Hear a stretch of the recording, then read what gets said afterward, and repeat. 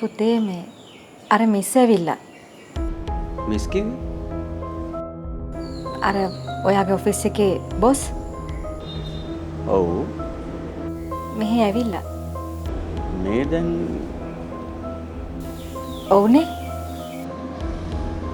එහෙමද? මේ පුතා දැන් මේ වෙනවද? ඇයි මොකද? ෂෙහර් ඇවිල්ලාද? එයා ඇවිල්ලාද? බලන්න හිතෙන්නේ නැති. අනේ විකාර කියවන්න එපා ඉතින්. විකාර නෙවෙයි ඉතින් ඇත්ත කිව්වේ. මොකද පුතේ කරන්නේ? එනවත් දැම්ම.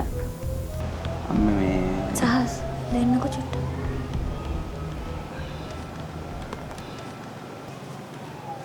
ආන්ටි ආදුව සහස්ට කිව්වේ සහස්ගේ බොස් ඇවිල්ලා කියලාද ආන්ටි? ඔව් කිව්වා. එහෙමද? හරි ආන්ටි අපි දැන් එන්න. නෑ නෑ මේ මට බෑ.